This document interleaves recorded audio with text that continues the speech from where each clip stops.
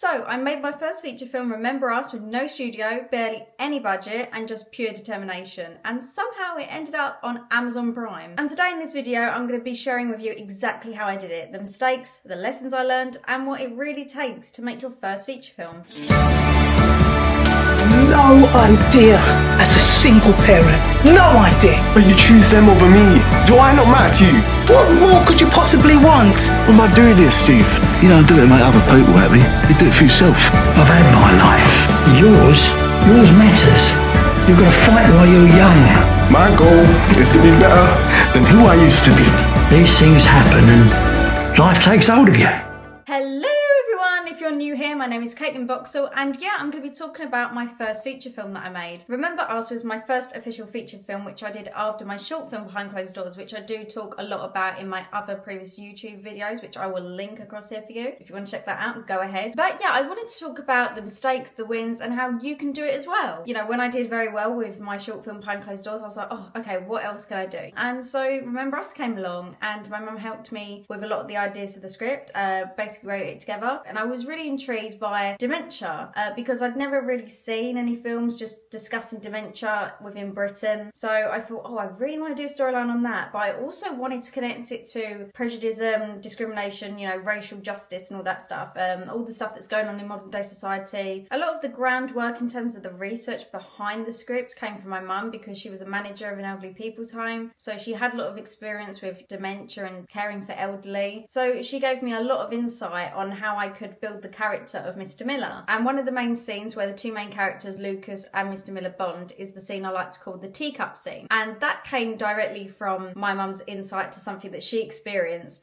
where she had to go in and check on an elderly woman. And because of this lady's dementia, she kept saying to my mum that she had to make tea because she had people coming round. So my mum had to set out all these like cups of tea onto a main table for her, thinking that she did actually have people coming round. And after sitting down and talking to her, she asked the lady, well, when are these people coming? And the lady goes, what people? Obviously my mum realised, oh, this is obviously part of her dementia. She obviously hasn't got people coming round. And so I thought that was a great thing to use for the writing of the teacup scene. And actually it turns out I still have the main copy of the Remember Us script here. I found it a couple of days ago because I knew I was going to be doing this video. And I was like, oh, I wonder if I've still got the copy of the script. And voila, I still have it. This is without a doubt the longest script I've ever written because it was my first feature film. So it had to be, you know, at least 80 pages or more. That was about 6 or 7 months of filming. If you want to become a filmmaker and you're, you know, really serious about your feature film, short films, whatever it is you're working on, I think it's so imperative to keep a hold of the original copy of your script. You can look back on it and you can sort of compare your work to then to now, and it's very sort of, what's the word?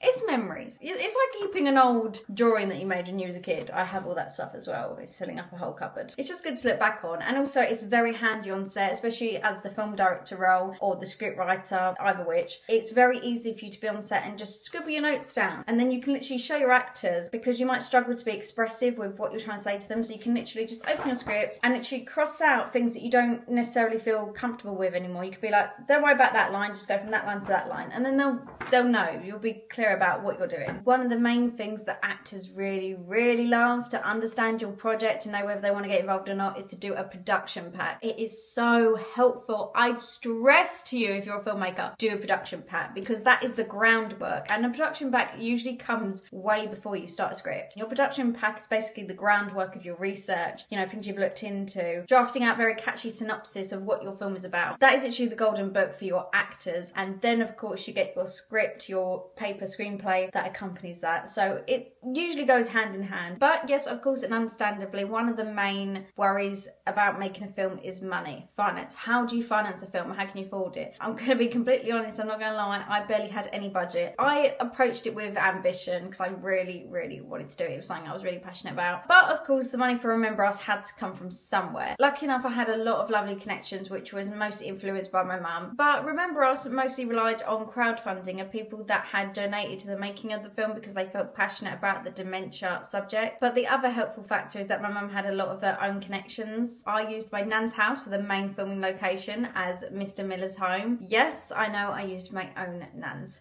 house. Whew, was that an experience? I don't think she was too pleased with me. Nevertheless, it got done. And my other mum's connection to one of the locations that we used was a corner shop that was just down the road from us, around the corner of where we lived at the time. Manisha, if she's watching this, we used Manisha's corner shop in Welling in Bexley. And I didn't pay actors whilst the film was going on. I just had an agreement with them where their travel expenses and food would be covered and provided. So, you know, that's always the main thing. You know, if you're not actively paying anyone throughout the filming and you're just working in a collaborative sense because you're not sure where this independent film is going, then it's really important to just at least try and cover their travel expenses and provide food, because you want to make sure that your actors are being looked after. You don't want people to be, you know, working with you in a team to create something brilliant and they're just drained and exhausted with all this creativity going on. You want to make the people on set feel comfortable, because then they want to work with you again. The main thing that you're all going to want to know is, how did I get distribution for this independent film? How exactly did I get it on Amazon Prime? To be brutally honest with you guys, I didn't have a distribution deal in place. I didn't know where exactly the film was going to end up. I just delved into it with inner belief, because that's how you've got to approach filmmaking a lot of the time. Because if you don't believe in yourself, if you don't have confidence in what you're doing, no one else is really going to have confidence in you either. Just putting it out there. The distribution situation started to come about when I was halfway through Film Remember Us. Obviously the film had been put on IMDb, which, if some of you that don't know what IMDb stands for, it stands for Internet Movie Database. It's basically a Wikipedia source of information for films. And I of course made sure to submit Remember Us for a IMDb listing, and for a number of months whilst we were filming, it was on the Internet Movie Database as being in production or pre-production. And a distribution company got in contact with me by email and they said, oh, we've noticed that you're starting a feature film and you've listed it on IMDb. Do you have any distribution deal in process for this? It doesn't look like it. Would you be interested in an offer that we've got for you? So of course there was a bit of back and forth communication with that, and I was like, oh yeah, this is brilliant.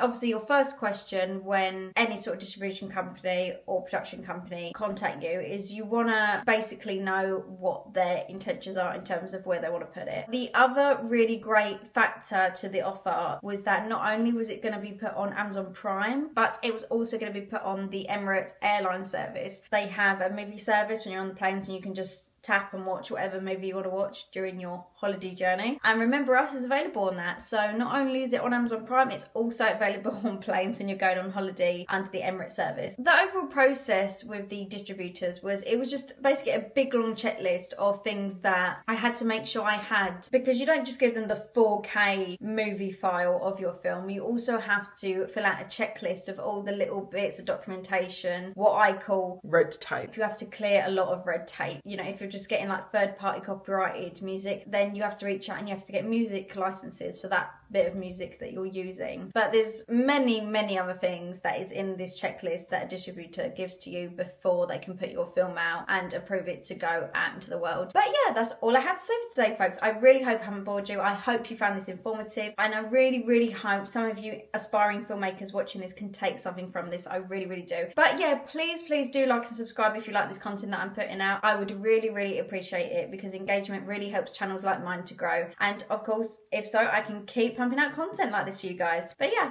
bye!